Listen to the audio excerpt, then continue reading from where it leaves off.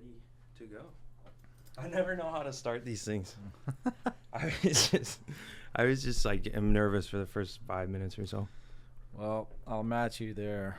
A little nervous. Yeah, you said you never done a podcast before.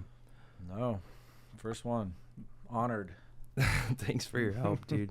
And again, if this is like dead air for 5 minutes, I can cut it in at any time, you know? So I'm just trying to get in. I really don't know what to like start with, but I was going to say, I was talking to my buddy last night because I know you're into music.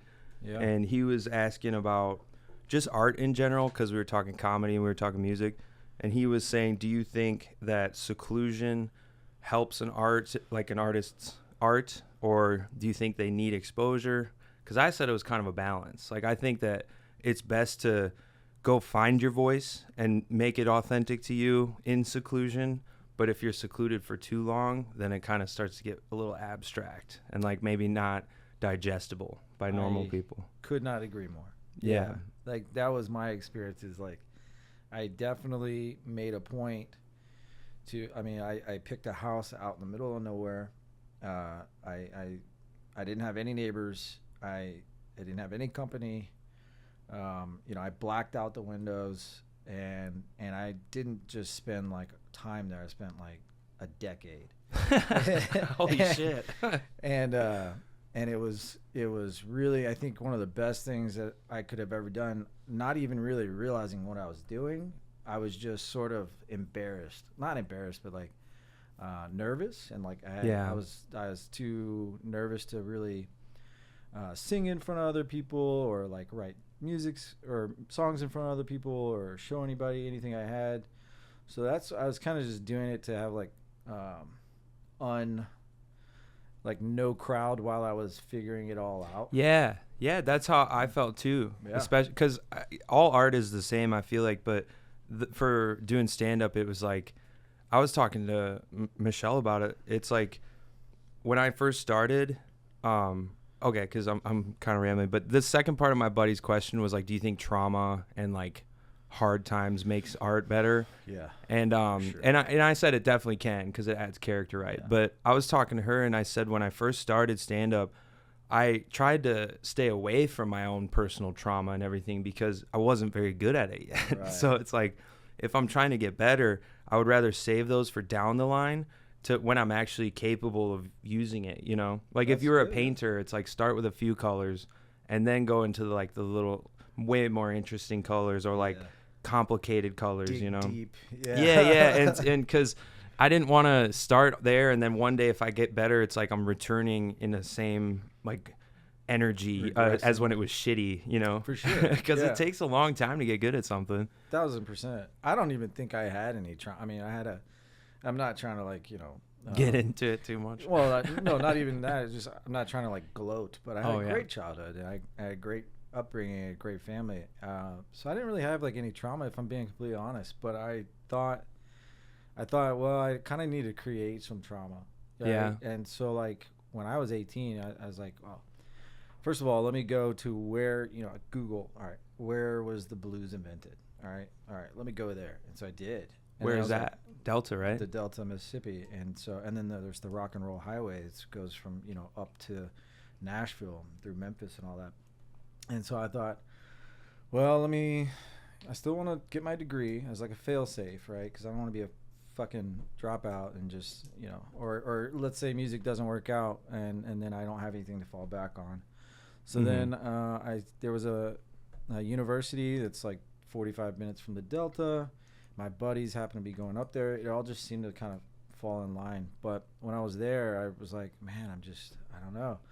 So to be honest, like I just started doing drugs. I was like, I'm just going to do like a young man trying to figure it out. Yeah, it's just like going on a mental walkabout. And that's really where I think also trying to get out of my comfort zone. Like when I finally started going to those open mics, that was like when everything really turned around. Because I was terrible. I was so bad. And were you playing like guitar and singing, or drums, or because I know you play a lot of instruments, but yeah, no, I was just playing drums because I was like far too terrified to play guitar. First of all, because I was not stage ready with guitar. Mm-hmm. truth be told, compared to the people I've played with, they would say I've never been stage ready, you know, because they're just so good. And then as far as like finding my voice, like I didn't know how to find my voice. Every time I sang at my house, it was like, unless I was stoned, I sounded terrible. And I was just like, this is not working. So I started doing drums first. I was like, I know how to play drums. I feel comfortable playing drums. I played on stage since I was like 12 or 13. I was like, let's just do that. And I did that for a long time. And that was kind of how I started meeting some folks. And those people were really, really good. And they're like, hey, be here next Tuesday. Like, and then so I went next Tuesday, and they're like, you know, be here again. And then finally they started being like, hey, I mean, you want to fucking get in? And I'd get in. And of course I would be terrible. And how old were you at this time? let's see, I was just old enough to drink, so probably 21. Wasn't it 18 back then, though? In Mississippi, right? No, I mean, I was going, I got up there when I was 20. So because I had already done community college from 18 to 20 in a lower part of the state, far more secluded. But I just wasn't playing music down there. I was kind of just figuring out how to like be away from my parents. Yeah. And then be yourself, actually. Yeah. And not like in their like vision of what they want for you and everything. Yeah, because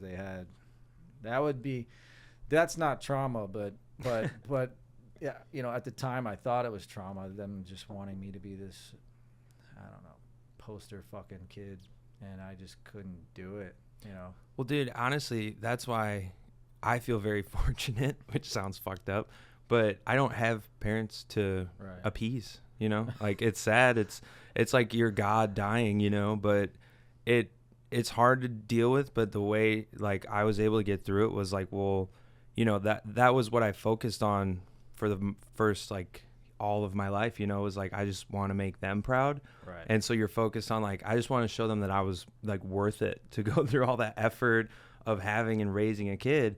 But so when they passed away, it was like, it's really sad, but it's also like freeing in a way, I can see that. And it, like not in a dark way, but just in like a, like, all right, now I can, I guess, really find myself. Because like your expectations have been lifted. Yeah, because I still have people that I want to make proud in my life, and I still have family and everything. But just like those specific ones, I feel like it's such a heavy weight on a child or like a young adult. Is once you start to get to those transformative years, it's like you're stuck between what do I want to do and like are they going to be happy with as well? For sure. Because otherwise it can get combative, and then those relationships can get kind of frayed, and like that's I think. If I'm ever a parent, it's like that's gonna be the hardest part. Is like just letting them know, like I'm just proud of you, no matter what. Being here. Like I made you. Like, it's my fault. So it's you like, made it to the. Don't party. worry, this is all on me, no matter what. So. Yeah. No, I mean I don't think enough parents have that point of view. You made it to the party. I like. Yeah, like you're here, bro. It's good. That's good. My parents. I mean, now we have a great relationship, and they'll tell you now. We didn't know what we were doing. We were a little too hard on you. But yeah, there was 3 of us kids, and the youngest one had it pretty easy, and the oldest one had it pretty easy, and they were allowed to make a lot of mistakes, but I wasn't. You as the middle one, really? Yeah. I feel like it's always like the first one's the hardest expectations, and by the last one, they're like, just whatever, dude. You would think. I think the one I remember hearing the most, the line I remember hearing the most was, we expect more out of you, and that to this day just fucking kills me. Like my boss, my first like real kitchen job where I learned everything, that guy, I talk sometimes outside of here about how he's a mentor for me, but man, he would say, I expect the most out of you. Shut the fuck up. You know what I mean? Like I couldn't stand it. You don't know how hard that is to hear. Right. But yeah, especially still not trauma. But I mean, I try to explain that to people too, because when people hear that you've been through something, they always feel bad, or they compare it to their own life and they go, well, I don't think I've been through quite as much, or like other people, maybe they're like, I've been through more. But it's not about that, because if you have a perfect life and the worst thing that's ever happened to you is you scraped your knee, that's the worst thing that's ever happened to you, It's fair. So like I try not to judge, because I don't know these people, but it's like I get it. It's like all that happened is you scraped your knee. Oh, poor you. But it's like in their mind, that's the most worst trauma day they've of been their through. life. So it's like when somebody's like, "Oh, my goldfish died," and it's like, "My grandpa died. You asshole! It's more than a goldfish." It's like, well, that's the worst thing they've been through. They're trying to say like, I felt sad before too, and I think just the traumatic experience, people get a little combative with like putting it on a pedestal. Yeah. Because it's a competition now. Yeah, like I have it's kind of a joke where I haven't really fleshed it out yet, but it's making fun of that because when I was 13 and my mom died, it was like you couldn't tell me shit. Like I was like, well, yeah, but like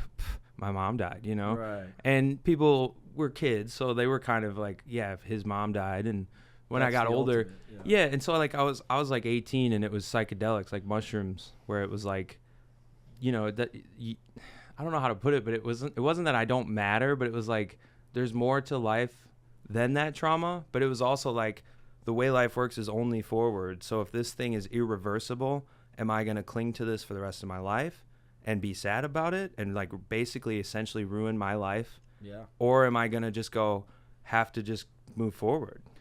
That you couldn't be more, in my opinion, you couldn't be more right. I mean, so many people have such a worse plight than others that whine and focus on. I'm not saying that's not justifiable in a lot of cases, but they just take it and they go, well, that's it. Life is fucked. And it's like, well, your life really is about how many times you get back up. I couldn't imagine losing my mother or my father. Couldn't imagine it. I hope I never know what that feels like. But it says more about you that you decided, okay, well, it's in the past, and like you said, it's irreversible. So what am I going to do? Am I going to punish myself mentally for the next fucking 40 years? And I had that epiphany at about 18. And so then when my dad died at 23, this is kind of where the joke comes in, is it's like, I'll be at a restaurant, they'll get my order wrong, and it's like, you're having a bad day? Like, well, my dad said that, like, yeah, you're a grown man, though. Who cares? Like, it's like, you're 23. Like, it's like, hey, this kid's dad died. Look at him. He's crying over here because his fucking eggs are cooked wrong, bitch, you know? Yeah. So, but no, so, like, I've had, you know, we've all have, it's like you said, it's just getting back up because life is hard. But that's the thing is, otherwise there's nothing. It's like we either have to struggle or we're not doing anything. And so. Yeah, and like Amy, she'll, I can't tell you how many times she'll be like, you know, you worry too much. You're a worrier. You have, you know, the anxiety's getting to you and this and that. And it's like, truth be told, like, as much as I don't want to jinx it right now as I'm speaking, it's like, I feel like I haven't had anything that's that crazy, terrible in my life.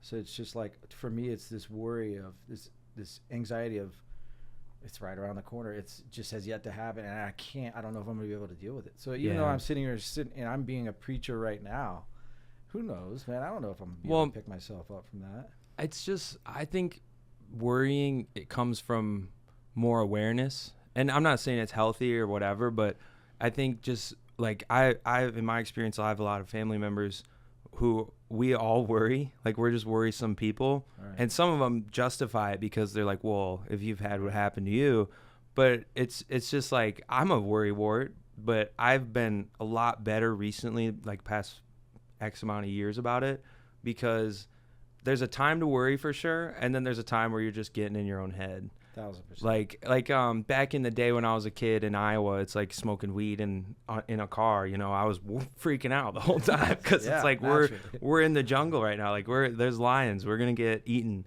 So that's like, you know, now looking back, it's like, well, you didn't have to worry because, you know, most of the time nothing happened. But it's like I was just being like, if we're gonna be dangerous, I should worry a little. But then you have people who don't even leave their house because they're so worried, and it's like, at what point are you stifling yourself because of the worry? So it's a balance too. I'm not going to lie to you. The last 2 years, I would say, maybe a year and a half that I was in Mississippi before I moved here, that was me. I was a recluse because I was so...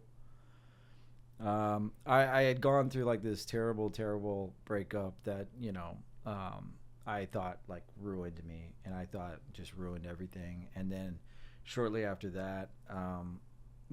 the music project, that the band that I was in, that I had spent, who knows, fucking 7-8 years building up, was crumbling. And I was just like, I am Like, I don't want to do anything. I don't want to see anybody. And this is a town that's no bigger than this probably this apartment complex. Like, it's a very small town, so everybody knows 12 you. people. Right. Like, so it's tiny. So it's like I went to work and I went to the house, and like I waited until it was midnight to get the groceries from the gas station, and I didn't want to see anybody. I didn't want to nothing. I couldn't go to a bar. Every time you go to a bar, you see 25 people that know all your business. So I was a huge recluse. Getting out of that and making the decision to uproot my life at 32 years old and move to Austin was like the scariest thing I'd ever had to do. And I even thought, like, in the process, I was like, this is dumb. What have I done? I've made a huge mistake. You know, you idiot, 32, you're trying to start over.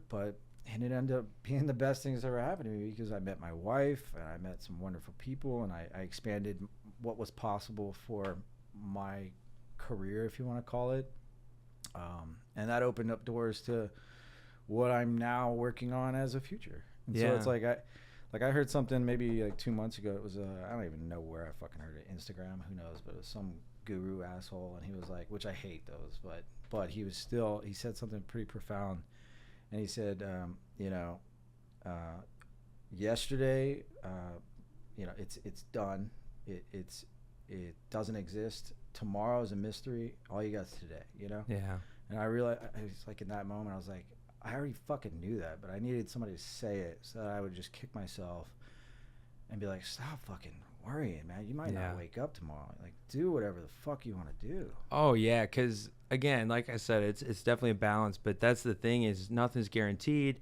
I try not to think, like, live every day as if it's your last, because that sounds fucking exhausting. Super exhausting. It's like, people have no idea. Like, I went out and got gas and groceries and filled the tires up with air, and I'm exexhausted. Yeah. Because it's 100 degrees outside. Fuck YOLO. That shit doesn't exist. That's my biggest gripe about living down here. I agree with you, because my aunt, who was taking care of me, or I guess she took care of me my whole life, but I was kind of helping take care of her. Even when I lived in Chicago, I would drive back to my hometown in Iowa. It was only like 3 hours. And so when she passed away was when, because she was my guardian at the time. And so that was like, I technically lost 3 parents. Isn't that funny? So like when she died, that was actually probably the hardest, because that was like the final, like, I have other family that raised me. I don't want to like say like there wasn't other people in my life, but that was the, like, her and her sister, that was my mom. And so when my parents divorced, she was around a lot, and so she was there for me a lot too. So she was like the hardest one, because it was like the final, like, connection to somebody that felt like I could always go to, or like, like, if, like, that's the thing, is I know a lot of people who, like, if anything ever happens, they just call somebody or their parent or whatever. It's like, I have people I can call because I cultivate people like that in my life, but I don't have like mommy or daddy to call them. Right. So that was the hardest. But it was also like, now I can move to Austin and to pursue comedy, because that's what I wanted to do. There's nothing holding you back. Yeah. And so it was like scary as hell. It was so like I'm going through this traumatic thing. I was like not in a good place mentally. I was moving 17 hours from home with just me and my cat. And it was like, to do this thing that like 0.0001% of people make it. I'm so fucked. And so that's what I'm saying though, is I have that ability to just be like, well, what else would I do? Like, I'm doing what I think I would be happy doing. And so the success rate isn't what should be in your mind when you decide things like that. Yes. Because people go, well, what will you do if nothing happens? It's like, well, I've been doing it. Nothing's happened. So it's like, I have great friends. I met you. That's what I was going to say. Like, I'm fortunate that you moved to Austin, because like this apartment, when we moved in, the fucking dryer situation, man. Like, I forgot about that. I was just like, it was like moving, because we were moving out of a duplex that was like, old roommates had left a bunch of shit. It had like a huge backyard full of not garbage, but like cinder block benches, and like, it was such a pain in the ass to move out of. And then right when we moved in here, it was like, she gives us the keys, walk in, the ceiling floods in the bathroom, and like, we weren't moving in for like 4 days because we had to work, and it's like 100 degrees, no AC, and I was just like, or no anything, and I'm like, is that gonna get moldy? They go, oh, like, sorry. And then they left for the weekend. It was a Friday. And so I was stressed at that. It was like, everything was just like, I was just like about to explode. And then You just you needed know, a win. well, not even a win. It was just like getting the shit upstairs. I didn't have anybody help me move, and so right. like, you know, like I can't move a couch up by myself. I literally found like the biggest dude in the parking lot grilling out with his family. I'm like, dude, I'm so sorry, but I got to get this U-Haul back. Yeah. Like, and so he helps me get everything up, and then the fucking plugs are different. Because a washer dryer, I didn't know this before, but there's 3-prong and 4-prong. Yeah. And so it was an old washer, or it was an old plug with a new washer. And so I'm like, now I got to get these things out of my fucking apartment. But then I look it up and you can just change it. Yeah. So I was like, I've never done electrical work. Let me give it a go. It's in that unit out on the porch, which is in like a little box, and it's like 120 in that fucking thing. Easily. Yeah. And so I'm super like, fucking hot. I'm like getting all these screws out.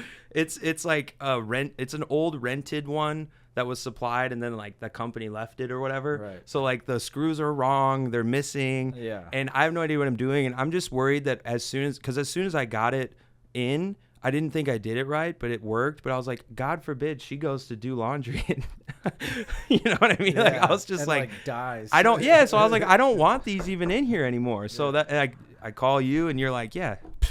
Like you're just like I'll come over right now or whatever. And you showed up in a white t-shirt and jeans, and I was like, it was like a moment where I was like, I just needed like a father figure to just take care of my problems for me. I was like, I did everything I could. I mean, you just came over with a power drill.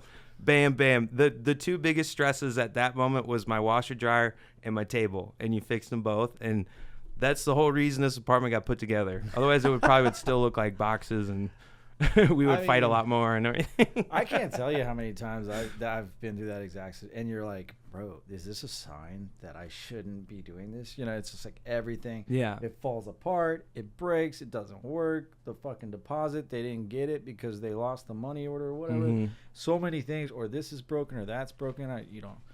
And I think I moved in the tiny town of Oxford. I think I moved like 12 times. And I was so poor. Like my rent was like $300, and I thought that was too much. I was like stupid poor. And That reminds me of being 18 trying to find a place. I'm like, $300. Yeah. I was just like, I remember calling like my parents and being like, I know I'm a grown man, but $333 is kind of a lot, right? And they're just like, for a struggling musician. They're like, we'll see you later, Jace. And they just hang up on me, you know. Like, so many times I had to reach out to people like older than me, and I had to do the same thing. And how many times I've had to do that, and then you learn, and then you figure it out, and then now in 5-10 years somebody's gonna ask you, and you're gonna be able to fucking help them, right? Oh yeah, and that's the biggest thing is just like I trusted that you knew what you're doing, and like obviously the shit still works and nothing's happened. So like, but that's how it all works is like you just need somebody that just is like confident. It's not, you know what I mean? Like it's like if you're trying to bake a cake and you don't know how to bake, you can follow the instructions, but you're like, did I do this right? Is this what it's supposed to look like? You know, you need somebody to look and go, yeah, or like, oh no, you need to do this, or you know what I mean? Right. And that confidence is like so important in anything you do, and that conviction is like. Sometimes it's ignorance, you know, like sometimes you're like, you turn around and he's covered in like something blew up in his face, you know. Oh, learned a lesson there. Yeah, I electrocuted myself twice, by the way. That's how I figured out how to do that. That's what I'm saying. So I was like, I will, because I did electrocute myself on that shit. I had it all, like I had to rewire it, and that's when I told you, and it was like something about the safety feature, and you're like, yeah, you definitely need to do that, and that's what you helped me with. But I remember I had thought I did it wrong, so I took it apart, and like obviously had it unplugged and everything when I was working on it. But then when I fixed it, I plugged it in, and it was like, okay, it works. But then I realized I didn't feed it the right way, so I just started taking it apart and didn't unplug it again. So I was like, oh shit! Like that's such a strange feeling to be shocked, because it's painful like after, but during it your body just like it really is like a cartoon, you know. No signals, flashing skeleton and shit, you know. Like it's our bodies are all electrical impulses, you know, like we are machines, so it really just like sends your whole system haywire when you get shocked. Growing up in Iowa, the electrical fences for the cattle and everything, I learned that because at a young age they taught us wood doesn't conduct it. That's right. So you can use a stick to like move it if you have to walk over them and stuff. Yeah. But I was such a curious little bastard that I was like, whoa. And I just, and I was like, oh, that's what shocking feels like. Okay. Yeah, like my dad used to say, like, the curious live long. And I'm like, think you have it backwards. I don't think the curious live long at all. I think the cautiously curious. Yeah, Like maybe. you have to be a little curious because the same thing applies to germs. That's why I don't I wash my hands. I'm not like a slob, but I don't care about digging into dirt, and I don't care about like getting like if at a restaurant if you got to empty a bus tub and get your hands dirty. It's like I'm not afraid of germs because they just strengthen you, and the more times you get sick, like I don't get sick really ever. And I'll do your little thing. Yeah, exactly. But It's 3 times. oh fuck. Yeah. But it's like I get sick like once every 2 years, and I will say when I'm sick I turn into dare I say woman, Yeah, but it's just like Yeah. I need her to take care of me because it's like I don't feel good at all, but I never feel like this because I think it's because of the way I grew up. Like I wasn't afraid of germs and shit. I was the same way. And then obviously, working in, I think the restaurant industry will toughen you up. It really does. It'll make or break you. I mean, there was a long time, like a 10-year period where I was just like the gross guy. I was like, I'll do it. I'll stick my hands in it. I'll fucking go after it. And then as I got got a little older and started getting a little sicker and having to pay for my own hospital bills and shit like that, I was like, I'm going to be the guy. You can make fun of me all you want. I'm going to put some gloves on while I do this. I don't mind a little bit of caution, but like Howie Mandel, you ever heard how he's a germaphobe? That guy is one step above me. I'm very close. You're close to that? Very close. Oh my gosh, because I was going to make fun of him because he's no, you like, can. I know it's hilarious. He's like worth like so much money and he won't leave his house because he's afraid of germs. Sad. and it's really sad because it's a mental thing. He just can't get past That's fair. I guess I'm inconsiderate because I've never been like that, so I can't be like, oh, that sucks to be, because I'm like, just fucking grab the shopping cart, you pussy. Right. Like, you know what I mean? Like, I was downtown trying to get up for open mics on Dirty 6th Street, sitting on the floor of a bar because all the seats are taken and I don't want to stand for 4 fucking hours. It's like, Sure. I'm not afraid of sitting on the floor. And I will say, I got home and I was like, should I change my pants before I sit on the couch? Burn 'em. Yeah. But I only fucking thought of that because so many people around me are like, germs, Yeah, you know? it's fucking gross. It's like, grow up, dude. I mean, could you imagine how he felt during COVID, man? That guy probably was. He's the reason it was so bad, though, man. I mean, blame people like that. Right, I blame right. people like that because I will say I can empathize with them because I think it's their fault that it was so bad, but they were just scared. They were just scared. You know what I mean? Yeah, I mean, it's like they didn't know what it was, and all they're like internalizing is that like I could touch something and die. And so 1,000%. But I will say, if you were like washing your box of crackers you got from the grocery store, Never did that. No. you're a bad person. I don't know if you're a bad. Yeah, fuck it, you're a bad person. I don't even wash my fruit, and I maybe that remember makes me stupid. But my mom came home and she was like, she put on the fucking, because for COVID, I think I did like a month or 2 here by myself, and then finally it was like, well, we're furloughed, and they're paying me a fuck ton of money not to work. I could just go not pay for food or anything else. My parents live on 90 acres that's secluded. Oh, that sounds amazing. So I was like, man. if this really is the apocalypse, I'm going, and it's full of guns, it's perfect. You know what I mean? So like, I'm going there. And so I went there and I was like, free food, free booze. It's always stocked, But anyway, while I'm there, my mom, she comes home from her hauls and she's got the big gloves on. She's like, Lysoling oranges and shit. And I'm like, I love you, but well, and that too, man. You brought it in the house. We're gonna die if it's real. The older folks, like they were all over the news. It's like, if you're an older folk, you're at way more risk, and like everything like that. So I can be an asshole all day, but I still will see the human in it, and it's like these people are just afraid of mortality, and like the young people were afraid for their grandparents. Like, cannot lie, I hate the mask shit. I never wanted to wear one. I lived in Chicago. I had to a little bit, and I moved because I was like, I fucking hate this. And now to this day, if I see somebody in a mask, it's like initially I'm like, ugh, and then I'm like, let it go. You know what I mean? Like, I'm like, still have that reaction. There's some people out there that are scared. Exactly. And it was like somebody who was like, 25 that lives with their grandparents. And so they're like, I don't care, but I don't want to be disrespectful to them. So it's like, what kind of asshole am I to go be like, fuck pretty big you, one. Yeah. you know, like Alex Jones level or whatever. Like, I'm a human. I'm not going to go that far, but I'll definitely make fun of you and talk shit behind your back. I'll be at like the host stand at work, and then like some people, it happens like once every couple months. People walk in with the masks, and then they're like, "We want to be as far away from people as we can." But you know what? They're always fucking 90. That's what's like, funny is they say that, and it's like, who, where, and then you look and you're like, they're sweet. Like, what am I? Why would I be like, yeah, you want to be safe? You know, it's like, dude, let people live their life. I mean, I got COVID, and I'm not gonna lie, it was weird. It was unlike, you know, everybody says, oh, it's flu-like. Well, the flu sucks. For like the last time I had the flu was here, and before COVID, and that lasted like 8 or 9 days because I kept going to work. Mm-hmm. I just kept torturing myself. Maybe it went on for more than a week. It was tough, but at least it was consistent. The scary thing, the only thing that really freaked me out about COVID is like every other hour I would feel bad, and then I'd feel great. That is and then strange. I feel terrible, and then I feel fucking great. And I was like, this. I remember looking at Amy and being like, this isn't. That this is scary wrong. Because it, like when you realize you're getting sick, it's a scary feeling. But then you hit like a point where it's like a baseline, and you're like, I'm fucking. But sick. if you're coming in and out of it, that's what dying feels like. It was, and I remember thinking like, I could see if I made it through the fucking Second World War, Nam, and all this shit, and then.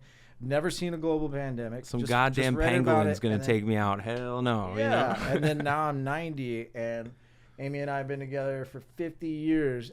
I'm wearing a mask. I worry about her going to the what's it called? Trader Joe's. Yeah. It's down the street. No, I agree. Back to the worrying thing. Like I am the same way. Like I want to believe people are capable, but I'm like, if I'm not there. What if something goes wrong? Who's going to save the day? Exactly. Maybe it's arrogance. Maybe it's like, I don't know. It's definitely rooted in love, but I want to believe people can handle themselves. So I don't want to like always treat the ones I love like that, but I always do have that thing like in the back of my mind. Love, and I think it is arrogant. Well, at least in my case, because I've never been a large man. I've never been a big, strong dude, and I've accepted it. I'm in my late 30s. I know who I am.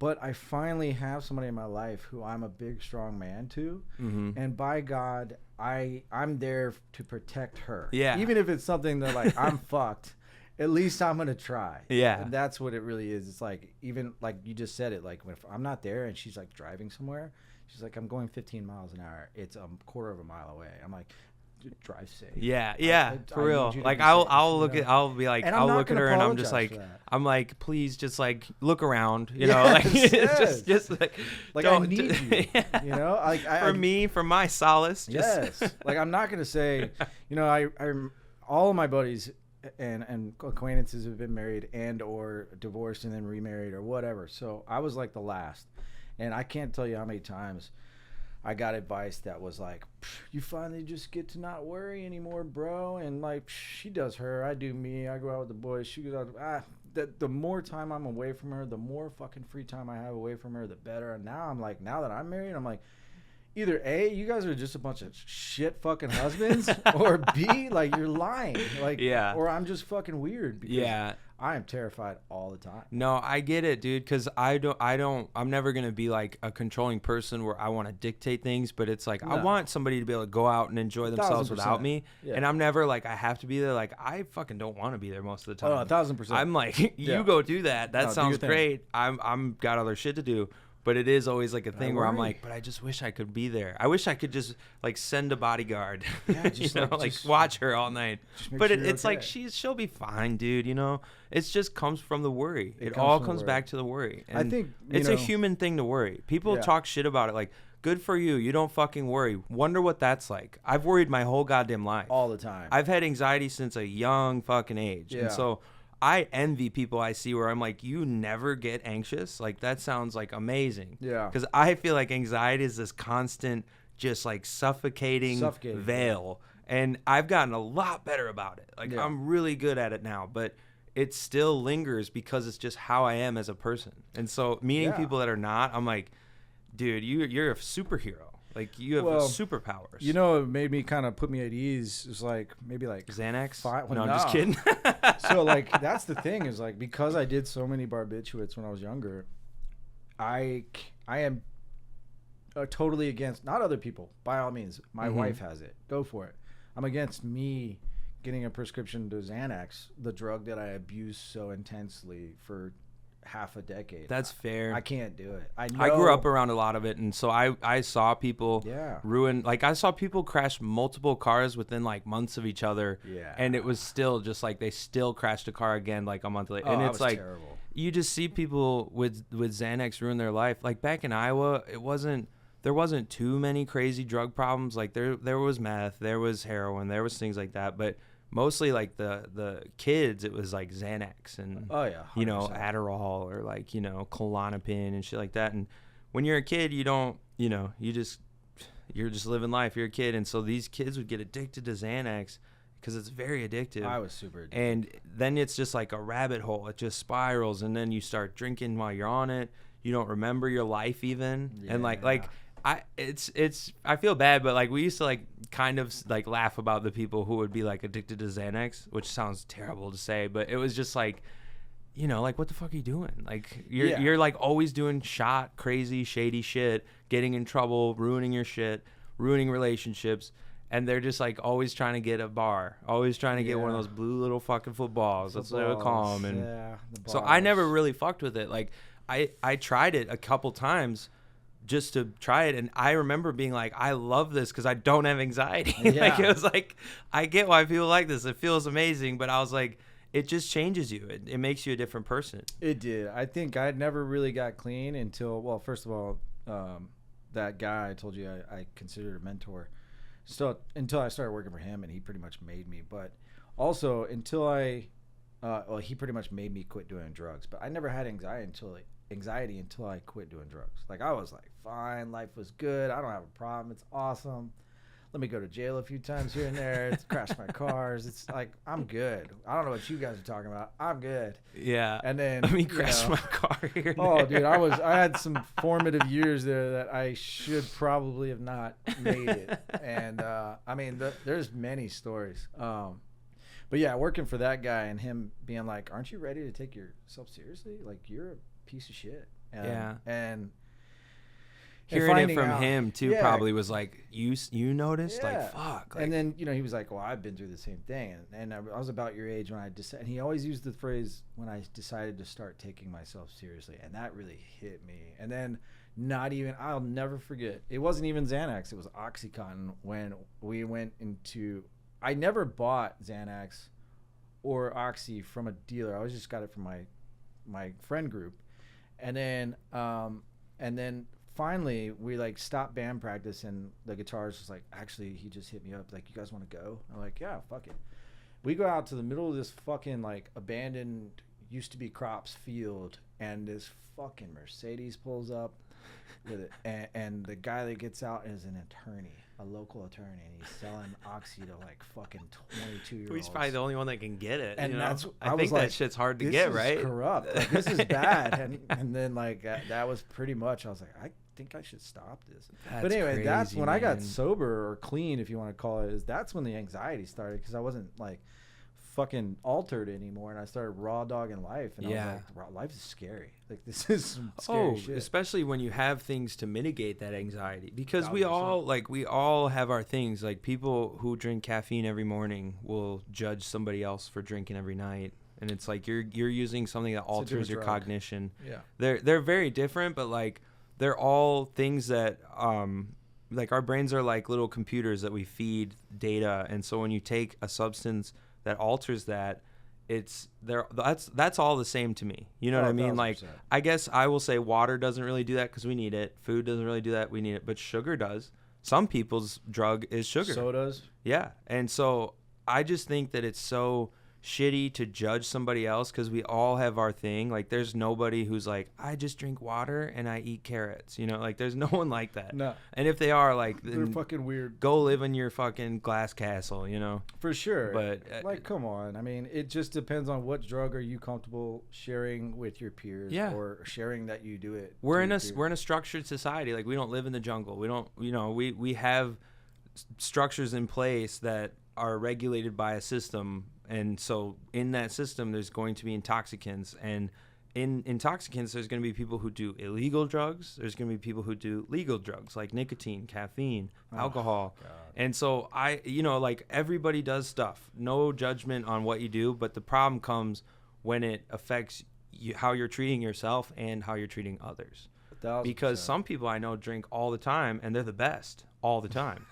Some people I know drink all the time, and as soon as they start drinking, they're the worst. And so it's like, that's the only time where I'm not going to judge you, but I will have something to say about it, is when it starts affecting other people. Yeah. You know, like if you're have substance abuse problems and it affects your job and it affects your family, affects, like, that's when it's like, all right, we're here to help, you know? Yeah. But otherwise it's like, dude, I can't judge. Like I like I'm no better. smoking ganja, you know, Yeah. like like I'll hit the nicotine vape every now and again, and we're drinking wine right now. You know, I'm not going to judge. Yeah, I think like I talked to my buddies that are in Mississippi, and they're they still smoke pot all day, every day. Great. And some of them still drink far too much at our age, and they're like, man, you're so structured, you got it all figured out. It's like, no, I fucking don't, dude. I'm a monster. Like, if I don't have my fucking nicotine pouch, and now I'm very structured, I'll give you that. Like, I have 1 cup of coffee every morning, and I refuse. You could not force it to me or pay me $1 million to have a second one. I keep it to 1. And yeah, I'm the same. I cannot have another one. Have it. Dude, you'll see me sometimes like after a cup of coffee and I am shaking. Yeah, it just doesn't jive with me. I cannot do that. Like, sometimes I'll do it, but I cannot do too much caffeine. Yeah. And people are like, or even some of the younger folks at work, they're like,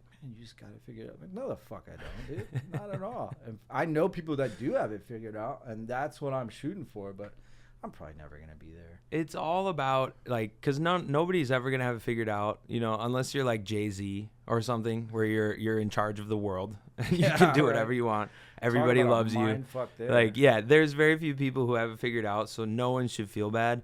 But that's the thing, is like, you said people see that in you. You just got good at looking like you have it figured out while you figure it out. Yeah. And so that's life. That's all life is like, no one's going to figure it out until it doesn't matter anymore. Like, once you figured it out, it doesn't matter if you have it figured out or not. So with that being said, it's like, all you should ever worry about is just keep at it. Just keep on, you know? Yeah, just keep it to a minimum. Like, I think going to AA and facing prison and all that was the best thing that ever happened to me, even though it didn't feel like it at the time, because I would probably be a terrible drug addict, a terrible raging alcoholic, and I wouldn't have the structure that I have now. So sometimes I think it means getting the shit scared out of you to really, like, look up.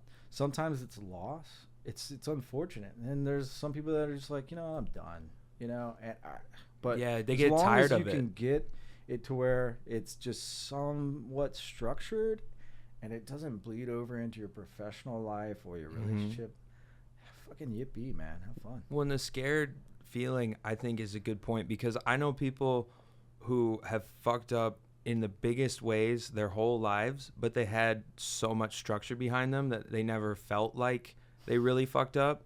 And so they've done like some of the worst things imaginable, but they've always had a blanket, like a safety blanket. So that's why they still have these same problems, is because they've never gotten the shit scared out of them, where they're like, holy shit, what am I doing? Or they did, and they're just fucking assholes. But it's like, heartless. I'm lucky that the shit scared out of me moments were always like from trauma. It was never like I had a problem with something or anything like that. I mean, that's terrible. Well, no, I mean, I think it's fortunate. Again, I try to say, like, I'm not gonna like parade around and like be like it was a good thing, but it shaped me. Yeah, this is why I am the way I am, and I don't often talk about it because it's just such a heavy thing, and it's like you don't want to just like casually like bring people into this and make them into this dark place. Right. But it's really not that dark of a place for me now. Like, sometimes it'll get you. Sometimes you'll just have like the moments align and just like stagger. Ooh, and it's like, fuck, that some ninja with a kunai just ran through the apartment. And but that's part of life. I don't want it to never feel like that again, because then it's like, am I even here? Like, it's like, I would never want trauma to completely go away because it made me who I am. And so as long as I have the best grasp upon it as I possibly can, that's all I can do. And so, like, I don't want to block it out. I don't want to, like, push it out and forget about it. It's like, I do sometimes feel guilt of, like, am I, like, forgetting these people, But that's just because it's hard to live in a constant state of remembrance. Like, I have siblings who like have pictures all over their dashboard, and and it's like, I get that if that's like what helps you, but for me it's like, I appreciate seeing the picture more now because I don't see it that often. Right. Like, I got some of my aunt in a little urn right up there watching over. Wow. But that's because they let you pick. You can get like a big one and a couple small ones because I have 6 siblings, so we did the thing where there's a big one out there and there's a bunch of small ones, but it's just like I don't look at that as often because I feel like that almost like numbs you to it, you know. So now when I see it, it's like, oh fuck yeah, you know, it's like reinvigorating. Yeah. And so that's the way I deal with it. But everybody has their own way. It's all about finding your way. Or mitigating it. Right? Or mitigate. That's why we have to talk to each other. Like in my opinion, the worst a human can feel is alone. Oh, I agree. It's not like grief, all that shit. It's like the worst. The meanest thing you can do to somebody is stick them away from everybody else forever. Like that is incarceration is the worst possible thing. And so like I just am glad that I can talk to people around me, and I also have. Like, that's why I always try to, like, be there for other people. I don't want to be that annoying guy who's like, what's wrong? Right. Tell me, you know? But it's like, hey, I see you, you know? Like, if you see your friend having a bad day, you're like, you don't go like, stop, drop everything, tell me what's going on. We'll figure this out right here now. But you let them know, like, I see it. Yeah. So I'll back off. But just, you know, if you need to talk or you need anything. And that's life. Life is about community. And that's why it kind of comes full circle to what we were talking about with seclusion is I think it can be important for some people who need to find themselves and what they want to say. But it's like if you're secluded too long, then it's like you're stuck in your own madness. And that's scary too. Yes. That's really scary because I've been there in my life plenty of times. And it's like, I don't know if you saw those paintings when you walked in, but I painted all of them there. That was like a lonely, scary time. And that's okay. I mean, like, I was glad that I took that time to, like, as you said, I found out who I want to be. If anything, I found out who I was. Yeah. And I was really thankful for it. But I could tell towards the end there that I was on a trajectory that was not going to end up good for me. And I was just going to end up being this, like, I'll tell you what happened.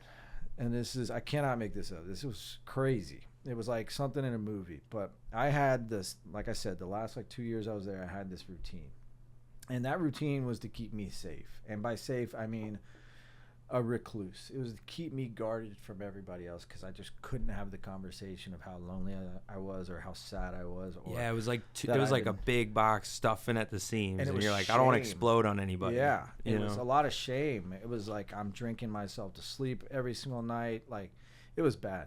So I kept the same routine, and I thought as long as I get up, go to work, and then when on the way home from work, hit this tiny little gas station that's secluded, that nobody's at like midnight, right next to my house, then nobody will see me. I can get my little 4-pack of Tall Boys, my pack of Winston Light 100s, and whatever the fuck else I needed, if I needed anything at all, and head back to my place, block out the windows, lock the door, turn off all the lights, and just geek out till 3 a.m. And just, it was comforting, and it was all I could do. I couldn't get out of that.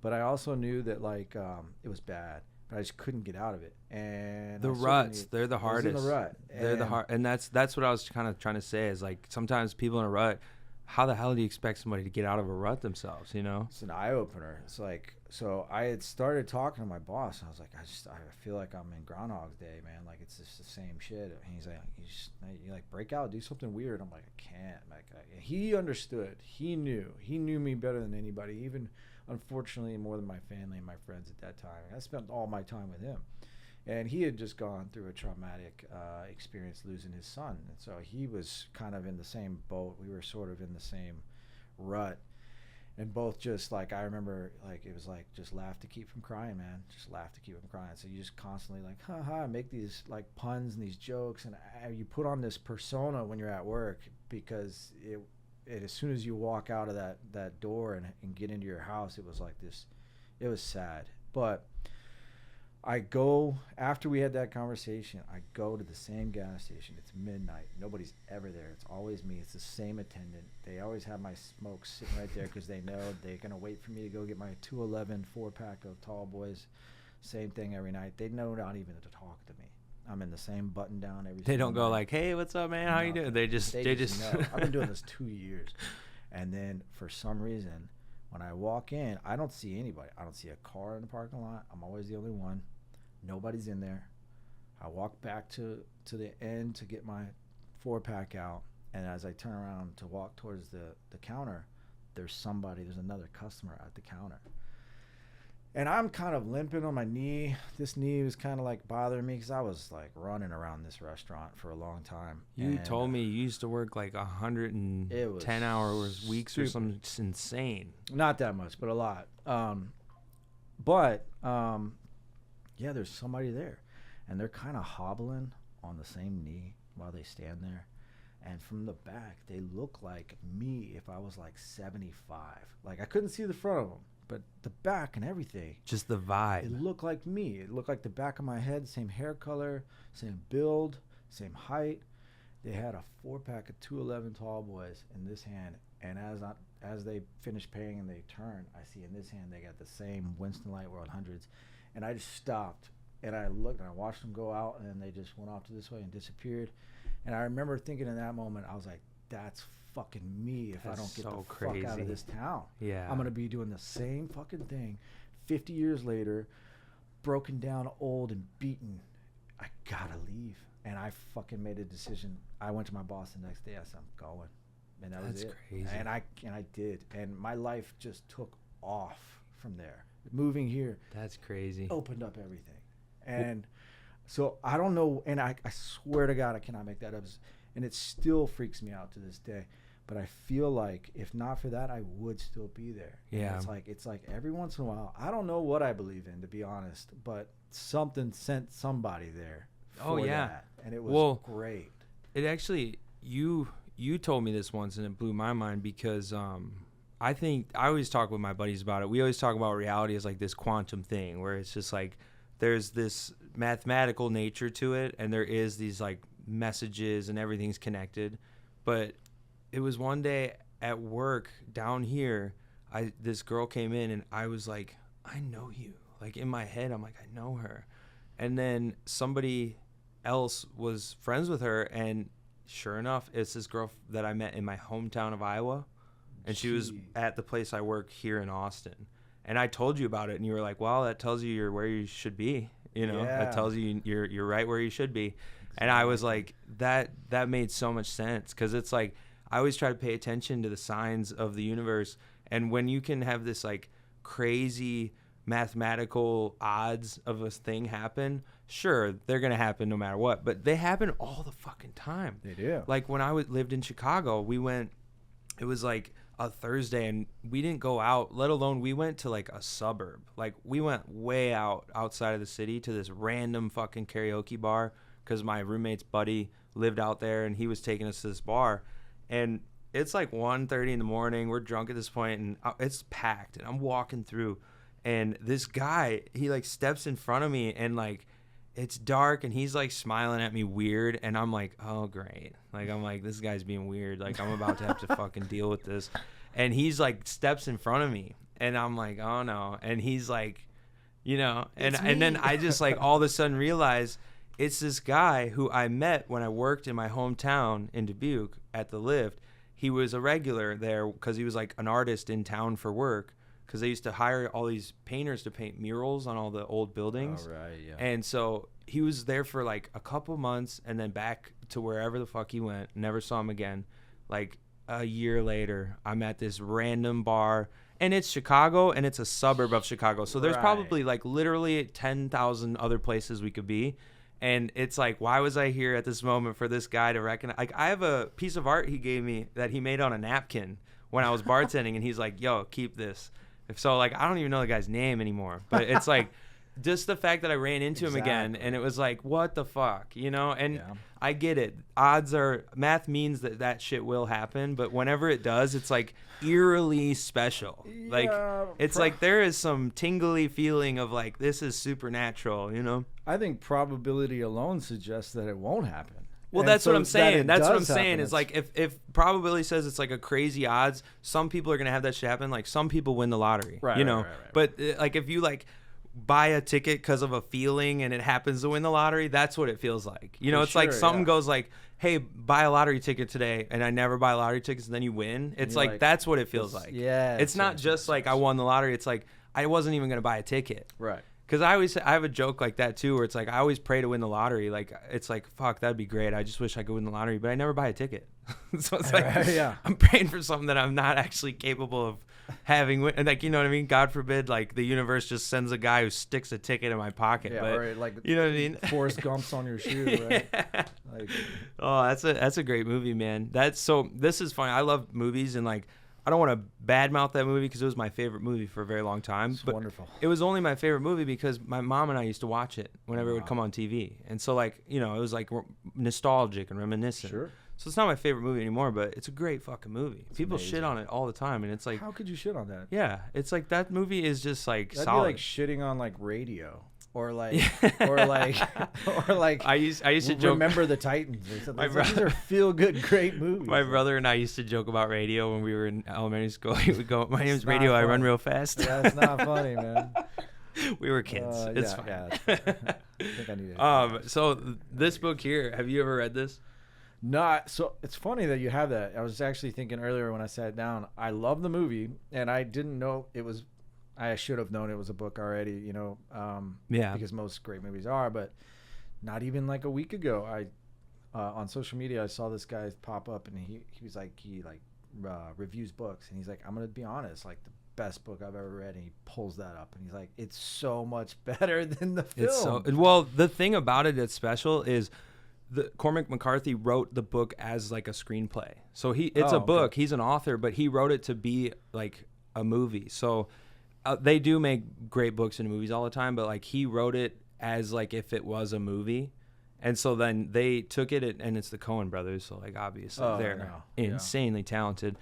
But like I love the movie, and I do think the book is better, but they're very similar. Like it's really, really like just different mediums, you know? Like do you want to create it in your head, or do you want to watch like a perfectly curated version of it? And Javier Bardem's performance, my favorite villain performance in any movie ever. By far. Honestly, I want to watch the film. Yeah.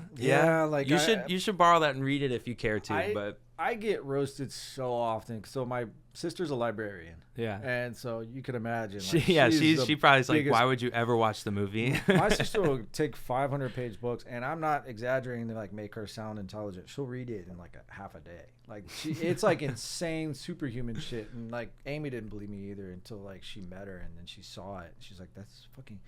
Anyway. And then my best friend, Adam, he has worked at bookstores his whole life. He's a huge book guy. He lives in a literary town. And he's really into it. All my close friends, they read. My wife actually reads probably a book a week. That's all she does is go to the library down the street and get books. Well, that's not all she does, but she loves the books. I respect that because everybody just scrolls their phone now. Yeah. So I respect some. Like I used to hate people reading books at a bar, and now it's like, well, at least they're not fucking staring at their phone. I agree, but here's the thing: I'm not against them. I love it. I wish I could get into it. I can't. I totally get you, man. And I think it's because it's fiction. The only books really? That's what it is? Yeah, the only books that I've really read that I still held on to that I loved so much were nonfiction, or something about physics, or something about quantum mechanics, or something about space, or a biography. I don't know what it is of this fiction. I think because I'm such a cynic, unfortunately, and like the whole time I'm like, this is dumb. This is not real. Like this is stupid. You're like, what, fairy tales that's for children. Like, yeah, it's like, I'm here for the brass tacks reality. When people are like, oh, this is so much better than the film, I'm like, why? I never read the Harry Potter books and figure it out. I won't read the Harry Potter books. I don't have time to read 7 giant books. I'd rather watch the movies. I know it makes me sound incredibly stupid. I don't think so, but man. I just that's the stigma, right? It's like, oh, you don't read, you must be fucking dumb. The thing about books, like, it's not my thing. What to me makes them special, because when I was a kid I read a lot more, but I don't read anymore. I have like, I'm behind on like 30 books that I have to read, That's a chore. And so exactly. So that's why I'm in the same way right now. I don't read much right now, but I will like fucking force myself to read a book every once in a while, because it's like I've been wanting to read that, and I'm always glad I did when I'm done with it. But nowadays it's just like it's an outdated medium, but the thing that made it special for so long was it was the only medium. For sure. For up until now. I mean, as far as we know. But like, that's we don't another still thing. Like read newspapers. or well, magazines. I agree, but there's like a nostalgic feeling when you see a newspaper, you know, For and sure. it used to be the paper. fucking internet, you know, like the internet was the newspaper. It's like, how do I hear about these stories I wasn't there for? Well, we documented for them, and you can access them at any moment as long as you have the technology. Yeah.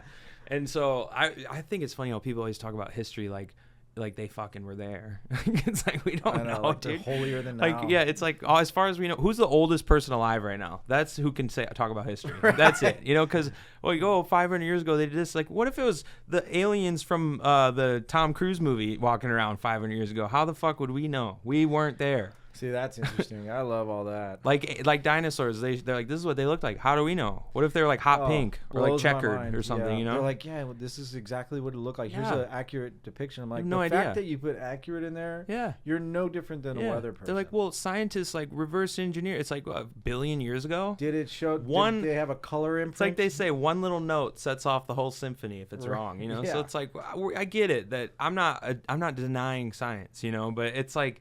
They existed. There's bones. Yeah, no, exactly. But it's like when we're so sure of something, it's like history is written by the people that get to write it. It's not like unless we uncover a secret library that wasn't tainted by power, it's like all we ever have to go off of is this dynasty's notes. And it's like, could you imagine the American government leaving behind how it was and reading it? Right. They're not going to tell the truth. 100%. They're not going to say it's how like it the was. Bible. When people are like, they're like, you don't believe in the Bible? It's like, I'm not saying the Bible isn't a real story. What I'm saying is some asshole wrote that. Yeah. And it was through his lens. And then it was adapted a billion fucking times. I will say, though, I'm glad you brought that up, because it's what I was going to say about books is there is something interesting that the same stories always come up in like fables or like, you know, like lessons and things. And so my interpretation of something like the Bible is that they're meant to be fiction. Like they were written to teach. Like it's not like it's a lesson. Literally a talking snake did this, but it's like the temptation of evil and original sin. Because I used to talk to my dad about that. Fanatics that take it literally, right? Yeah, and that's the danger, is because if you make a book or a movie and it's a metaphor, it's like you're trying to teach them something through the lens of that. But if people take it literally, that's where the problem can come, and that's where you get fanatics and religious people that will be so hateful. It's like, isn't the root of this supposed to be about love? Yeah, exactly. Yeah, that's the whole thing. It's like, well, people are like, well, you don't believe in God. I'm not saying I don't believe in a form of a God or a higher power. I don't believe in your God. Mm-hmm. Just because, like, I could put 30 people from 30 different countries in a line and ask them all who's the God, and they're all going to say 30 different gods. So you're telling me there's 30? No, mine's the only one. It's like, do you hear how fucking ridiculous you sound? Yeah. Let's just talk about logic here for a second. You know for sure. I mean? But if you can have that grain of salt with it, then you can see the intention behind it. Because I don't believe in an entity that is like a thing as a God. But to me, I talk about it a lot, but it's like God is just whatever creates everything that exists, because the energy source. It's not like a dude wrote a recipe, you know, like it's just the force behind it all. Right. So to me, God is math. Like if you ask me anything, it's like if you would have taught me in school that math was reality, I would have paid a lot more attention. Sure. Like an ellipses or a sine wave, it's like, oh, that's audio. Oh, that's you know, like trajectory of motion. Like equated it's how we can move in space. And so there has to be a formula to how it all works. And I don't think our brains are designed to be able to know the answer. That's why we always feel mind fucked when we talk about what is reality, because we just don't have enough computational power to understand that. It's very like possible. You have to know that it's like, how do you expect to calculate the equation of reality? That's impossible. Like even quantum computers aren't capable of that yet. And as soon as they are, holy shit, maybe we'll zap right in. But until then, it's like you're saying the randomness of life is impossible to calculate. It's random to us because we can't calculate it. But it's like if you go back to the Big Bang and calculate the force of both sides and then the like continuing reaction of every single molecule, that's the most insane complication. We could never fucking do that. So that's why it's like, well, what's the meaning of life? It's like we just don't have the computational power. Like our brains aren't powerful enough to grasp all of those variables. But I also think it's interesting. Like we had this conversation, Amy and I, maybe a couple weeks ago, and she said something, and I equated it to equals MC squared, right? And I'm like, yeah, but somebody made that up.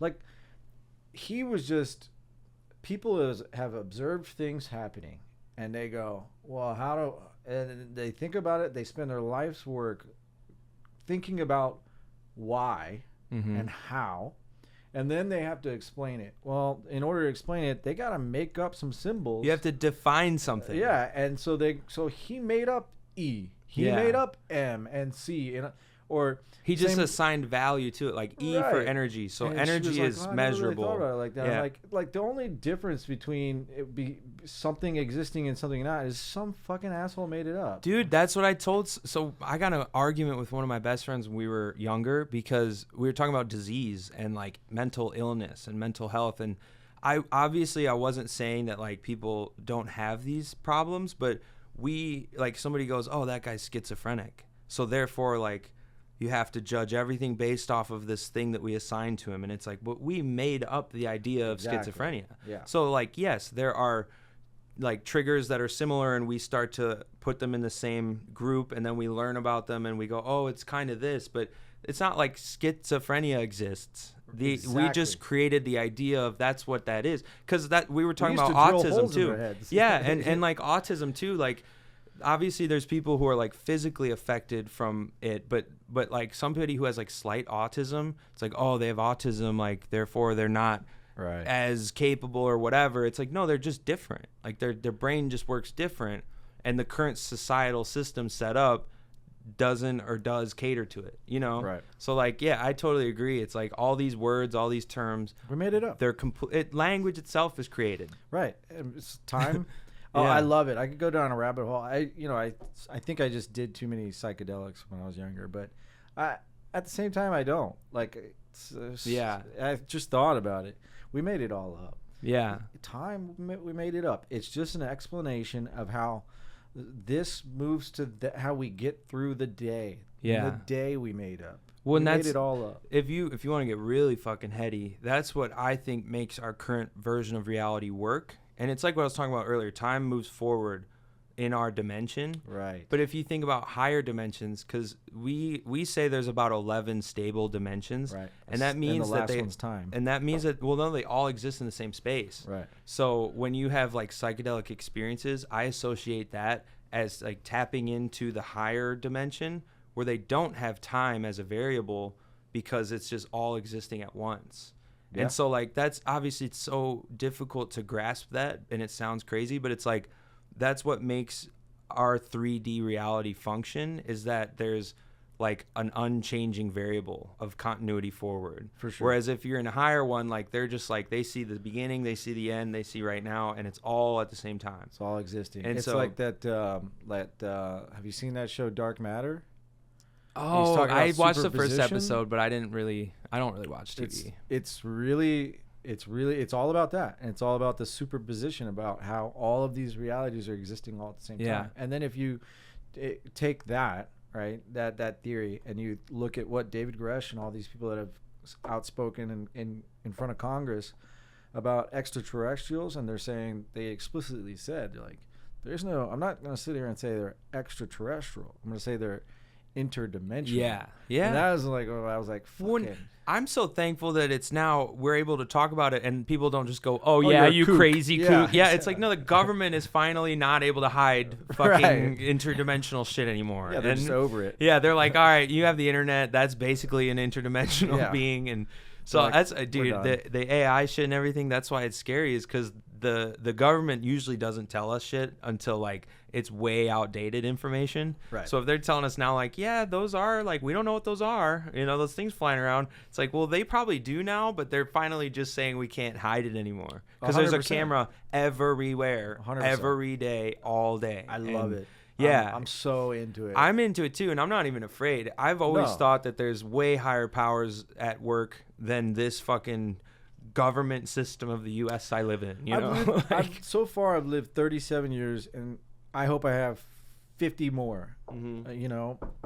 But nothing. I've never been abducted. I've never seen one fucking alien the whole time. Not one. Mm-hmm. And yet you search on the internet, and millions, probably hundreds of thousands, more realistically, of people have seen aliens or craft, and it's like, I don't know. Where is it? Well, what I think why would you be afraid is my point. Why would you be afraid? I agree, but what I think is when people say like, well, we would have had concrete proof by now, and it's like, what the fuck do you think makes you so smart? Like, these people are in another dimension. How the fuck are you like? You don't think they're smart enough to plan for dumb apes on a fucking blue and green planet? Exactly. Like, they're able to be anywhere at any time. You know what I mean? And obviously we don't know if that's true, but you know what I'm saying? Like, I genuinely believe there's higher powers at play. 1,000%. Like that it's just like we can't even comprehend. It's so out of our existence. And so you have these government officials, these rich people. I'm sure they know it's there too, but they're just like out of sight, out of mind about it because it's not our reality. You know what I mean? They say that they just found life on that super Earth, on that Kepler. Like they found a planet last week. Wait, what? Yeah, they said that they have proof that life exists now on this planet. Obviously, they don't have any pictures of it because it's light years away. It's a exoplanet that's just like Earth. And they're saying because of these signatures, this data that they've measured, it could only be that life exists there. I think it's because there's like some secretion of iron or zinc or whatever. Like Kepler 452b, it says. It's got to be. But yeah, dude, that's unreal. Right. And then something else I thought, going back to the Bible, the God stuff, I saw something, of course, this makes me sound dated because I'm like, makes me sound a little old because I'm like, I read on the internet last week, but I saw another thing that was like, I think it was on Reddit, and it was like, it was a question, and somebody said, well, the world is 2,000 years old, as per the whatever it is, thousands of years old as per the Bible. Who can convince me otherwise or whatever? And the first one was like the existence of iron. Well, like, if you could look it up, the existence of iron right there tells you is proof that that the Earth is billions of years old, because it's the half-life and it deteriorates into this element, into this element, into this element. It's like 3 or 4 elements before it finally becomes iron. Yeah, this one here also says that it's integral to the development of life on Earth. There you go. Why is iron important to life on Earth? Iron is an essential element for almost all living organisms as it participates in a wide variety of metabolic processes, including oxygen transport, deoxyribonucleic acid synthesis, and electron transport. All comes back to we're just fucking robots. Well, that's why people go, when are we gonna have robots? Like, we're electrical beings. We're ooey gooey bodies. Like we're what do they call them? Cyborgs. We're yeah. ooey gooey pieces, piles of skin with electricity running through it. And that's what I think consciousness is it's like you have this mass of meat that is just like fleshy, blah blah blah, and the only reason it works is because like ping, like it's getting zapped with the signal. It's a car battery. It just and turns so it like on. when people pass away, it's like that's, I keep bringing it up, but like back to the parents thing, it's like seeing them lifeless. It wasn't hard for me because like that's not them anymore. Right. Like that spark was them, and so it was really sad when it was gone. But like, it was like they've left that now. Like that's not, that body isn't them anymore. It's huge theory. And so that's why I believe consciousness is just that signal. And so where does that signal come from? Who the fuck knows? But that's what I equate God as, is wherever that fucking signal comes from. Exactly, the energy source, right? And as you know, when it comes to energy, it can never be created or destroyed. Yeah. So it has to go somewhere. Yeah. So where does it go? Yeah, and back to the source? That's what I think. I think the circuits of reality is just this big, and that's why they say like we're all one, all life is one. Like that's why I have killed a couple bugs recently. There was There was a flea, and I was like, I don't want a problem here. Like I try not to kill bugs, and if a mosquito's really pissing me off, I'm gonna smack him for sure. But I try not to kill bugs because it's like all of this source of energy has to come from the same place. Yep. And so what makes life interesting is that we all form our own unique version of that energy. And that's why I love people, because it's like what makes you is so fascinating to me. 1000%. Because we all are the same shared source of energy. It has to be, because if our bodies are electrical and they're getting a signal and there's only one source of energy, that means we are all the same. Not to mention, that same energy is flowing through this cup and this table and everything. It's transferred, and it's... Dude, and oh my God, I was getting down a rabbit hole of the CIA releases their articles like routinely after it's been like 20, 30 years. I try not to read And bro, I read one about the Gateway experience, because it was this company that created like... It's basically like what psychedelics and meditation do. They've created a program to achieve that level like of remote awareness. Viewing and stuff. Yeah, and they actually talk about remote viewing, but it was like, it's just crazy to hear general emailing. Well, not emailing. This was 1983, faxing, I guess. Right. But just reading this 30-page fax he sent to a lieutenant that asked to see like what's up with this. They broke it all down, and it was just like, the way they would phrase it, it's like the CIA knew, 40 years ago that there's these beings in this higher awareness level that you have to be careful, because some are good energy and like some are like evil entities, and they're talking about it 40 years ago plainly to each other, right. Not like conspiracy, like it's like declassified information. And so it's like wild. You know what I mean? So it's like, I forget what I was talking about, but yeah, it's basically just that. It was like, that shit blew my mind. Like, I was like, they were openly admitting to the existence of like beings outside of our reality 40 years ago.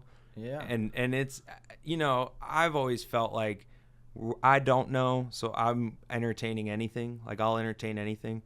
But it all comes down to my best interpretation of all the data I've consumed in my life, and like my psychedelic experiences and my understanding of physics. So I'm just guessing too, but like you start to kind of notice like synchronicities. Mm-hmm. And that's the best way for me to navigate, is finding synchronicity. It's like what we were talking about before. Like sometimes things just sync up and you're like, I feel like I'm being shown something. Yeah. It's like they're removing the curtain like for a second. Like I was supposed to be here right now for whatever reason. Yeah. And like my experience with DMT was, because most psychedelics, like you can go to these just places, I guess, but DMT was the first time where it felt like people were talking back.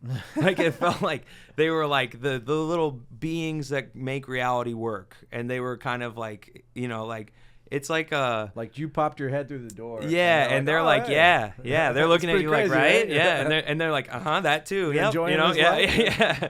And they have this weird sarcastic attitude, and it sounds insane to talk about like beings talking to you in your brain. Like I don't have like some crazy shit, but it's just like they have this like jester type of attitude where they're like, they want you to feel chill and comfortable, but they're also kind of like poking you, like they're just like egging you on to like see, like, because when you take back the veil of our normal like struggle of life, then that is what reality is. And so it's like peering into the looking glass, It's pretty wild. Yeah, I've always felt like that.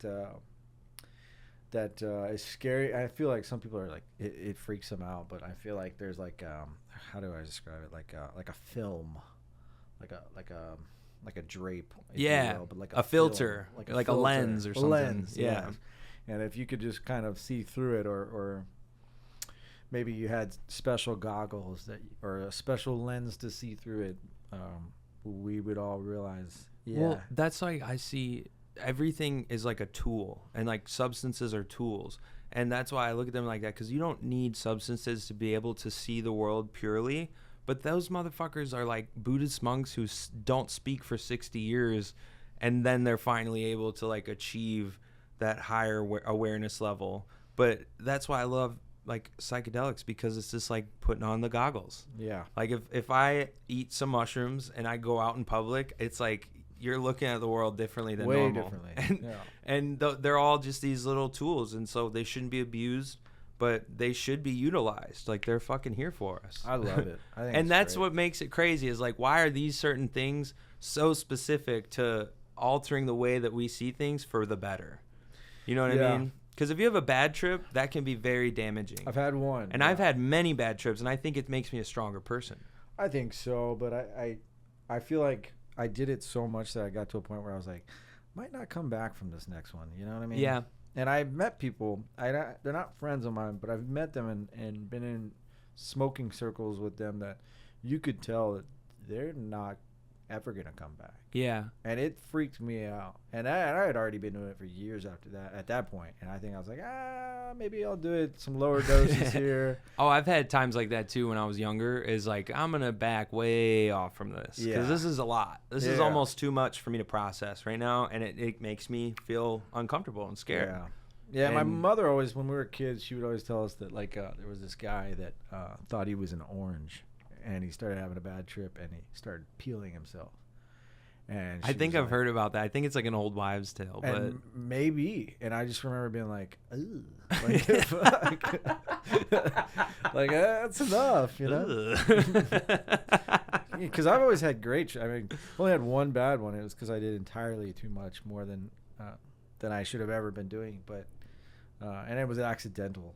It wasn't intentional to do that much. But that was. I still did it like maybe 2 or 3 times after that, periodically in much lower doses. But that was the point where, again, just like scaring me straight. That was like the point where I was like, if that hadn't happened to me, I probably would have just kept going and lost myself in the ethos, you know. It's dangerous. It's like walking a tightrope for sure. It is. But it's to be able to get somewhere else, if you know. You walk the tightrope. Yeah. It's like I don't blame people who don't want to try and walk it, but I was at a young age fascinated by it because I had so much to figure out, and I had no one, and I had people, but it was like those things really helped me navigate, and it was treacherous. Like there was moments where I was like, I don't like the direction this is going, and so I would back way off. But I feel like because my first experience at 18, I took way too much because I had no idea, and we took them like 3 hours before the concert and then got in a car to drive there, and they started hitting me instantly.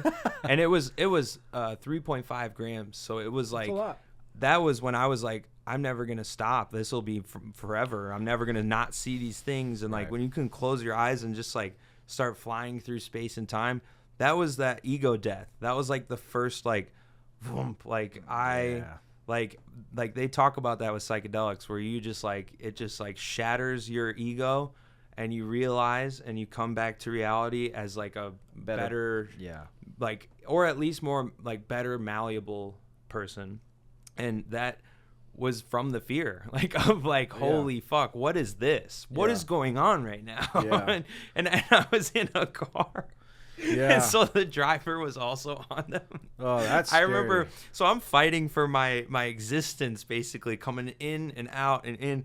And I remember at one point I come back and we're in a McDonald's drive-through, and I look and the lady's just like, sir, like talking to him, and he's like, I'm just gonna go, and he just drove away. And so I was like, this is scarier than this, so I'm gonna close my eyes again. I went like back into the fucking tunnel. That's such a trip thing to do, like, I'm just gonna go. Yeah, dude, exactly. And so like I just remember being like, they're dealing with their own shit, I'm gonna go back into my solace. And like by the time we finally get there, it was Milwaukee we were driving to, and by the time we get there, we actually pulled into a McDonald's, and I was like, it was done, like it was over. Like I had my entire trip. So when we got to the venue, it was also when I learned how to dance, because I was such a loser. Like I get in and like I was like, what do I do? Like it was like house music kind of, and so I was like, what do I do? And he's like, just fucking move, dude. Just move around. And I was like, you're right. Like that's all you gotta do, just especially move. On shrooms. Yeah. But that was, and then like right when I'm coming down, I walk into this McDonald's and it's like packed because it's right by the venue, and some dude's trying to sell us like ecstasy or something, and I'm just like, all right. No, thank you, dude. Like I just had the most spiritual battle I've ever had in my entire life. I'm still a little tired from it, you know? Yeah, God. I mean, it was the best thing that's ever happened to me, I think. Like it really shaped me who I was. I don't think I would be where I'm at right now. I don't think I would do the job I do. I probably wouldn't know the people I know. I wouldn't have met my wife. So many things. I probably would have gone to law school at UT. And done I wouldn't have never gotten deep into music and had the experience. Mm-hmm. I mean, psychedelics, they can make or break you. You can tell, I think, too. Like when you meet people, I can tell who has tried them and who hasn't.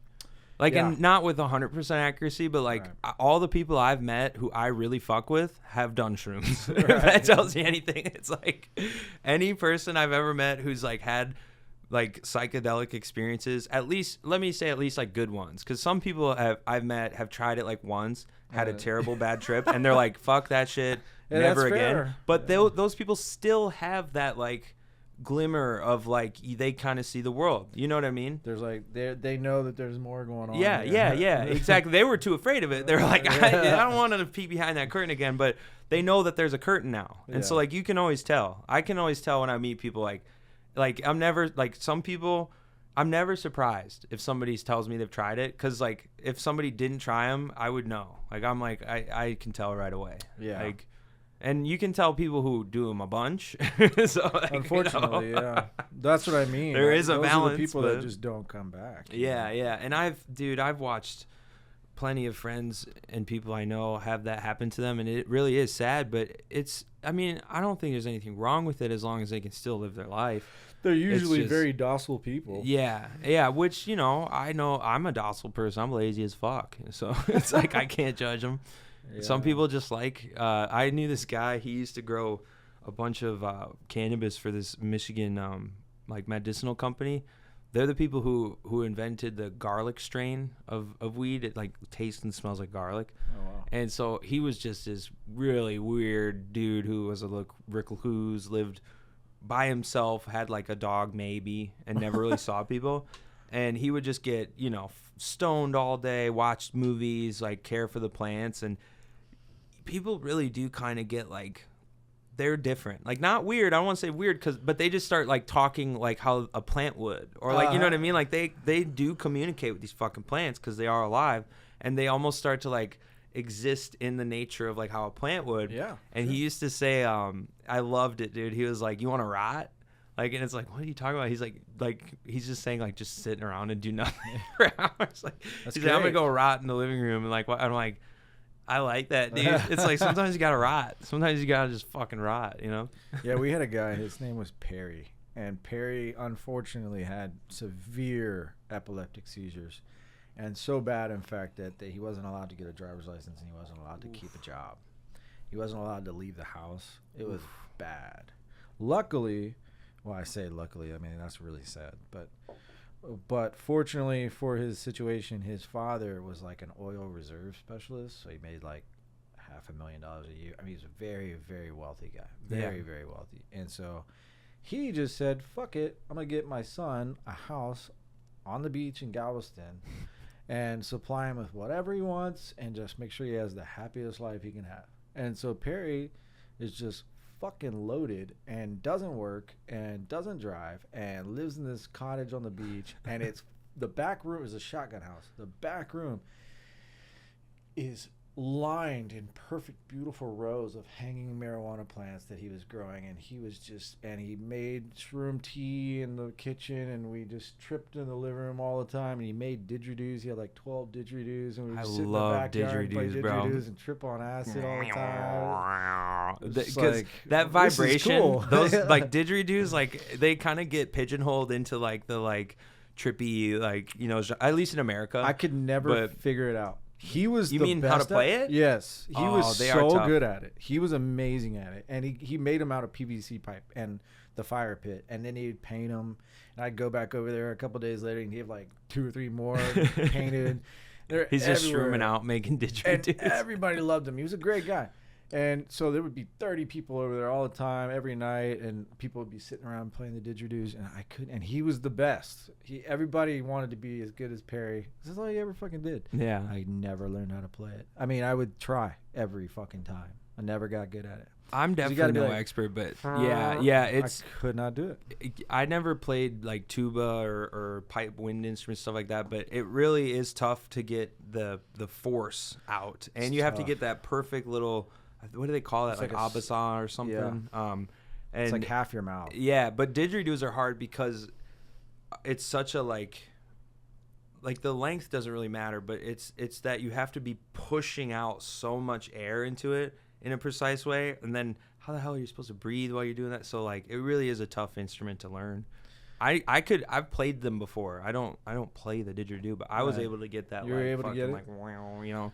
And I love music with didgeridoos in it. Sitars as well. I love the sitar, man. Yeah? I want to learn that so bad, but I just don't have any time in the day. But I've dreamed of being able to just jam out on a sitar. I had a girlfriend. She was from Malaysia. We probably only dated for like a year, but she played one. It That's so cool, badass, man. and she was good at it. Yeah, because it's one string, I believe, and then they have like a grouping of strings underneath that you kind of play. Can't remember. So it's like you just have that one fret, or not fret, but you have that one string basically with like, and there's no frets, so you just like have to find it, and then they have these little like chorus strings underneath it that you play. But they say it's very difficult, but to me that's why I loved it, because I was like, if I only got to figure out one string, I feel like I could do that, you know. But it's probably like a violin where it takes somebody's really precise to be able to play it well. I always wanted to get good at playing real instruments, as they say. You know, Like classic ones, you mean? yeah, I was like, okay, I beat on drums like a fucking moron, you know, like Just scream into a microphone, my feelings, you know.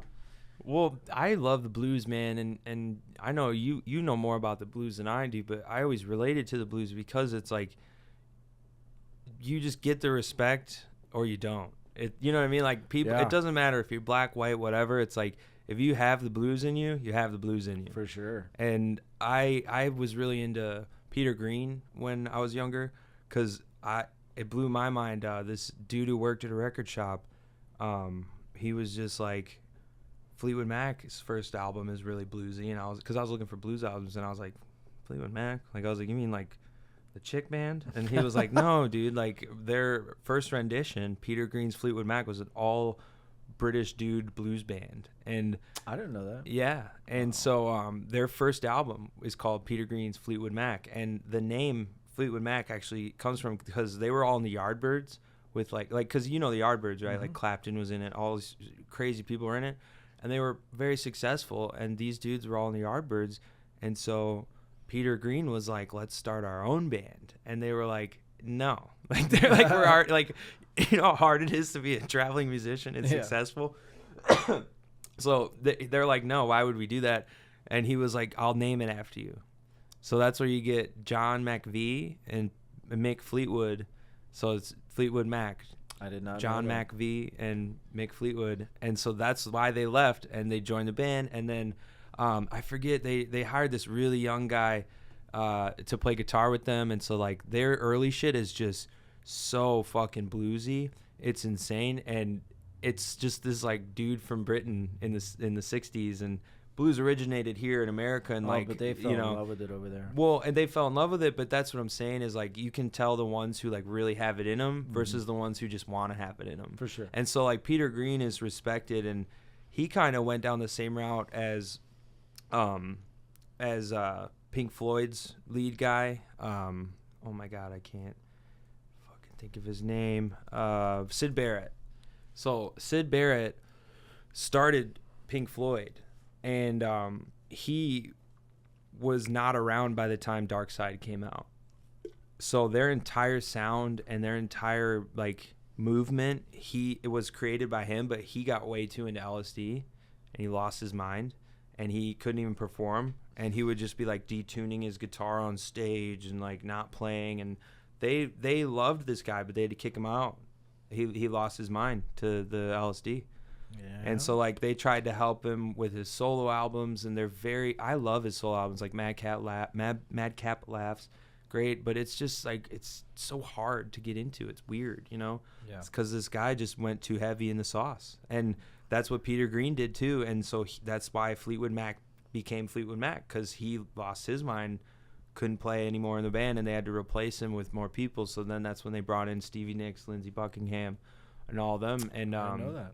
that's why we have Fleetwood Mac that we have. And obviously, like, I love Fleetwood Mac in that rendition too.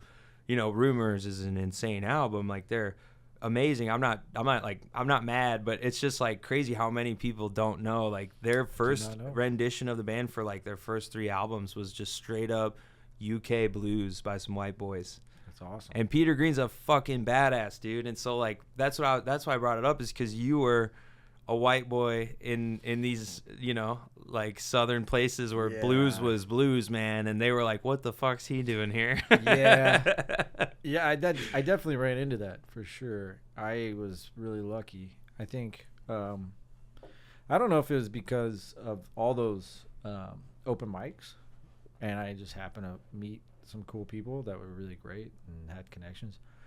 But I also think it was because, like, you know, like the best drummers in town that were like contract drummers that would just like get picked up for shows and here and there. I think maybe like they were like out of town, or like maybe they were double booked, and so like I just got lucky, and they're like, I guess we'll fucking give this guy a chance. Yeah, they're like, it's all we got. Yeah, honestly, might as well bring in the white boy. Yeah, honestly, like, because I can think of two guys right now that were just like still are so much better, and they fit a lot better with a lot of those projects. And I even remember being like, well, what's up? Where's Zach? Is Zach not playing? You know, like, Zach's out of town. He's playing in Vicksburg or whatever. I'm like, all right, well, I'll take it. Yeah. And so I just started getting lucky. And then, you know, getting in with that introduced me to like the jazz, like the Bill Perrys, and like Bill Perry's father is a living blues legend, Bill Hallam Mad Perry. And so Bill Perry Jr. is like this. He's like he's a pianist, keyboardist, and I mean he's fucking phenomenal. But he's like a jazz virtuoso, and he also really loves hip hop. So he would do like this jazz hip hop fusions, and then that kind of led into these other people that were like, well, they're doing hip hop and they want to play with Bill, and then they created outfits, and then they would holler at me, and it just, so I just ended up doing hill country and blues and hip hop and what is hill country? Good question. Hill country is probably like,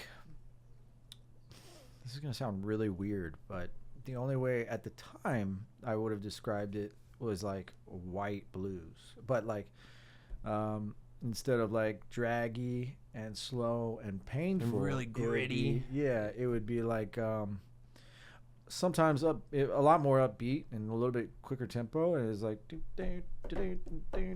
yeah, okay, going down the road. Yeah, less about the like pain and struggle and more about just like continuing on. Yeah, like or you know, picking chicken or whatever, you know. And yeah, so it was a lot of like Eric Deaton. He won a Grammy, and Eric Deaton was a great hill country guy, and I got to play with him once, and that was fun. But yeah, so hill country is real cool. It's real prominent in that city too. I think a lot of people like there's a farming community that's like 30 minutes away, and it would be like the equivalent of like I don't know, like Kyle to here. Okay. And it's much smaller, if you can believe it, and everybody there is like a farmer, and they're real cool, and like they just go sit outside and they just listen to hill country music all the time. And it's a real different way of life, but it was awesome. It's amazing. Great people, great musicians. That sounds like a lot of the musicians from Iowa that I knew, like, because there's a lot of blues and folky farm life there. Yeah, I mean, in all honesty, it's a lot harder to play the blues than people thought. Like, there was this guy, Leo Bud Welch, who's a living blues legend as well. I never got to play with him, but he was like 80 or 90, and they would wheel him out, and they'd pick him up, and his eyes were like glassed over. The poor guy, he was so elderly. They put him in the chair, and you're like, this guy's gonna break in half. You know? Yeah, he's gonna turn to dust. But as soon as, and he had like this like 65-year-old like white woman playing drums, and she was a killer, and like this other like 70-year-old big old fat white guy with a beard down to his knees playing the stand-up bass, and the second they put a guitar in this guy's hands, he just came to life, and he played. It was amazing. It's like an animatronic like at like an amusement park. It's it just really like, was. Da-da-da-da, you know. And I just remember sitting there and be like, I'm like 22, and I'm like, this is fucking music. That's crazy to see him like capture that essence like in the moment. Like you're just watching him like wham, just come to life, like the blues electrified him. Like, and then when it was over, he's gassed. That's and awesome. They take the guitar from him, and he's back to, and they pick him up and they put him in, and they wheel him out.